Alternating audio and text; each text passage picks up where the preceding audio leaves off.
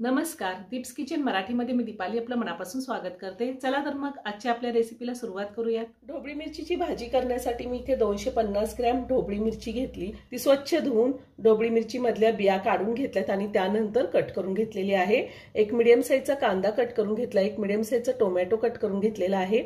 5 पोहे खायचे चमचे बेसन पीठ घेतले, 1 चमचा जिरे, पाव चमचा हळद, अर्धा चमचा माझा घरगुती कांदा लसूण मसाला आहे, 1 चमचा बेडगी मिरची पावडर, अर्धा चमचा धने पावडर, अर्धा चमचा गरम मसाला, आले लसणाची पेस्ट घेतली मी 1 चमचा, चवीनुसार मीठ, थोडी कोथिंबीर आणि तेल लागणार आहे आपल्याला।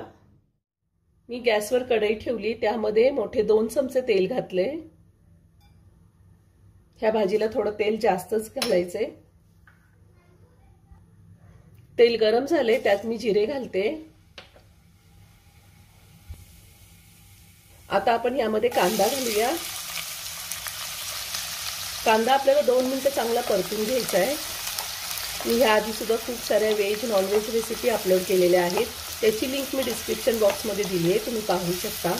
अजूनही तुम्ही माझं चॅनल सबस्क्राइब केलं नसेल तर नक्की सबस्क्राइब करा आणि शेजारी बेल आयकन क्लिक करा, म्हणजे मी ज्या रेसिपी अपलोड करते त्याचं नोटिफिकेशन तुम्हाला मिळेल आणि तुम्ही माझ्या रेसिपी बघू शकाल। आता आपण यामध्ये आलं लसणाची पेस्ट घालूया आणि पुन्हा 1 मिनिटभर चांगलं परतून घेऊया। आलं लसणाची पेस्ट सुद्धा मी 1 मिनिट चांगली परतून घेतलेली आहे। आता आपल्याला यामध्ये टोमॅटो घालायचा आहे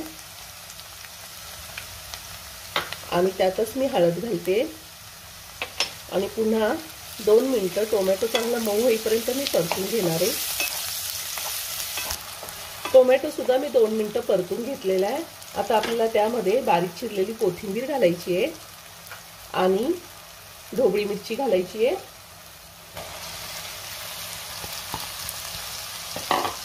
आणि पुन्हा सगळं 2 ते 3 मिनिटं आपल्याला तेलावरती चांगलं परतून घ्यायचंय।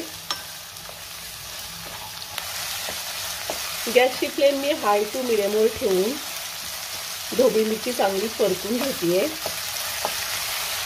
साधारण 2 ते 3 मिनिटं मी ढोबळी मिरची तेलावरती चांगली परतून घेतलेली आहे। अशी ढोबळी मिरची तेलावरती परतली की मिरचीची टेस्ट खूप छान येते, भाजी खूप छान होते। आता आपण यामध्ये पावडर मसाले घालूया। गरम मसाला, धने पावडर, काळं तिखट, बेडगी मिरची पावडर। तिखटाचं प्रमाण तुम्ही तुमच्या आवडीनुसार कमी किंवा जास्त घेऊ शकता। आता हे सगळं व्यवस्थित मिक्स करून घेऊया। आता चवीनुसार मीठ घालूया। तुम्हाला जर बेसन पीठ घालायचं नसेल भाजीत तर तुम्ही ही भाजी अशी शिजवून घेऊ शकता आणि भाजी शिजल्यानंतर 2 चमचे शेंगदाण्याचा कूट जरी घातला तरी भाजी खूप छान होते। आता आपण कढईवरती झाकण ठेवूया आणि गॅसची फ्लेम लो टू मीडियमवर ठेवून मी साधारण 5 ते 6 मिनिटं भाजी चांगली वाफवून घेणार आहे, म्हणजे शिजवून घेणार आहे। आपण अजून त्यात पाणी घातलेलं नाहीये, आपल्याला ही भाजी तेलावरतीच वाफवून घ्यायची आहे। 5 ते 6 मिनिटं झालेली आहे।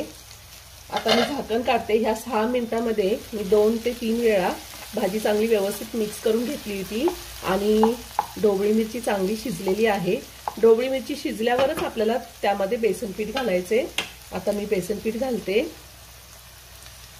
आणि पुन्हा सगळं व्यवस्थित मिक्स करून घेऊया।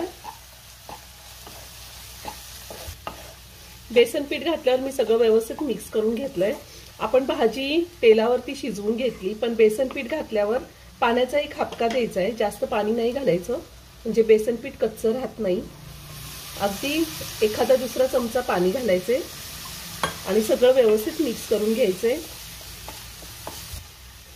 आता मी पुन्हा झाकण ठेवून भाजी 2 मिनिटं चांगली शिजवून घेणार आहे, म्हणजे बेसन पीठ कच्चं लागत नाही।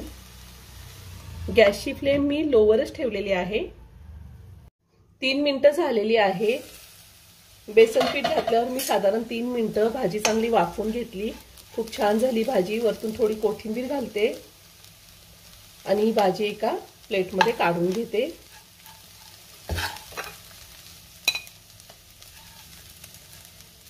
बेसन पीठ घालून ढोबळी मिरचीची भाजी म्हणजेच पीठ पेरून ढोबळी मिरचीची भाजी तयार करून झालेली आहे। खूप छान झाली आहे, तुम्ही नक्की करून पहा।